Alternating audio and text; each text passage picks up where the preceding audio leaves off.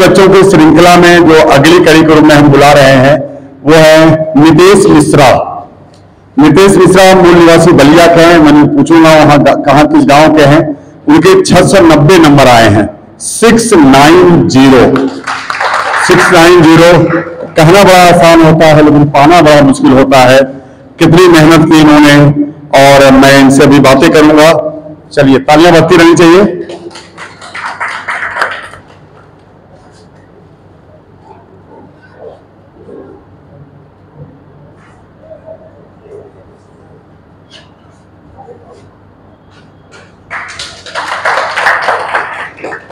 जब भी आपको कोई दिक्कत है, इकोनॉमिक प्रॉब्लम है, तो पांडे क्लासेस आपके साथ हमेशा खड़ा है। आप आए हमारे यहाँ, पढ़ें और डॉक्टर बने। आपको कोई दिक्कत नहीं होगी। जब आप हमारे साथ जुड़ जाएंगे तो कोई भी दिक्कत आने वाली नहीं है।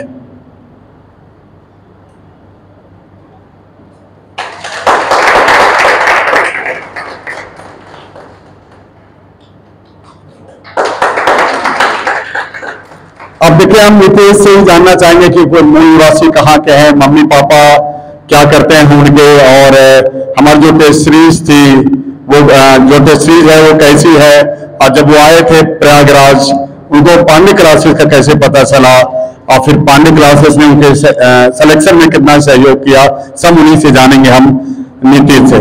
हाँ बेटा जी। सर मैं बलिया का निवासी हूँ, उत्तर प्रदेश।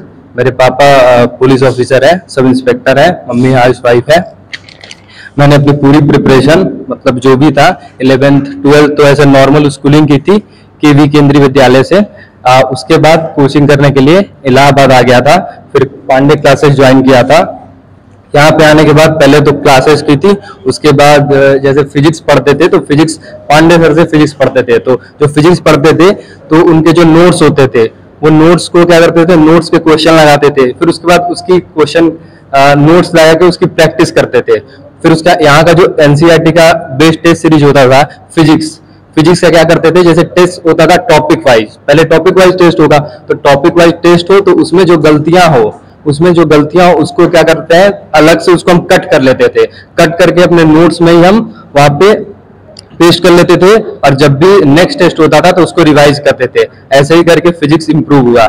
इस साल मेरे फिजिक्स में 170 मार्क्स है पांडे सर की वजह से।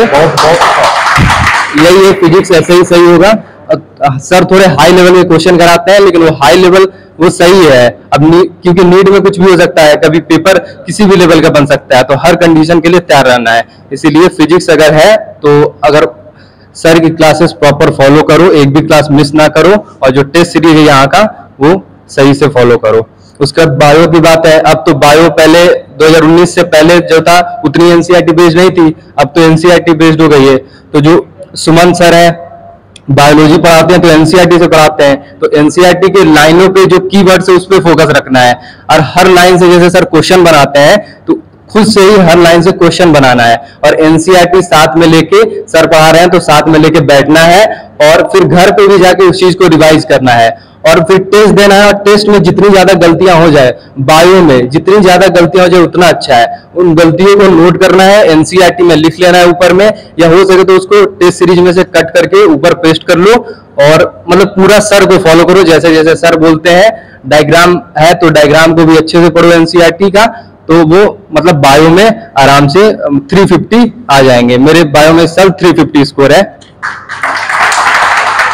और केमिस्ट्री का, अब तो केमिस्ट्री मतलब बायो से भी आसान हो गई है, बायो से भी ज्यादा एनसीईआरटी बेस्ड केमिस्ट्री हो गई है।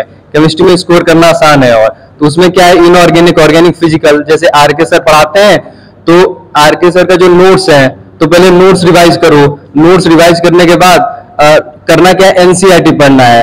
कभी कभी कुछ पॉइंट मिस हो जाते हैं तो आरके सर के नोट से एनसीईआरटी में उन चीजों को नोट कर लो, और एनसीईआरटी के चीजों को तुम नोट्स में नोट कर लो। तुम कभी नोट्स रिवाइज करोगे फिर एनसीईआरटी रिवाइज करो तो 2 टाइम तुम्हारे रिवाइज हो जाएंगे, तो उससे क्या होगा, फायदा होगा। और फिर क्या है कि टेस्ट सीरीज देना है तो टेस्ट सीरीज में भी फिर वही चीज, गलतियां होंगी तो गलतियों को नोट करो। फिर ऐसे मतलब टेस्ट है जितने ज्यादा दे दो, पहले टॉपिक वाइज फिर फुल सिलेबस, और टेस्ट से फायदा होता है। और टेस्ट एनसीईआरटी बेस्ड यहाँ का होता है तो वो ज्यादा फायदेमंद है। और मतलब और दूसरे कोचिंग के देने की जरूरत नहीं है। एक ही टेस्ट दो, एक पे स्टिक रहो, 2-3 टेस्ट दोगे नहीं होगा सिलेक्शन, एक पे रहोगे होता है।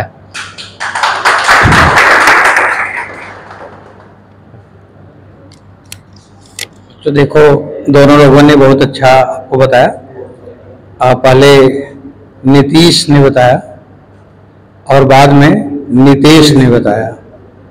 उनका नाम नीतीश और इनका नाम नितेश। बहुत ही बढ़िया बताया। उनके नंबर 9692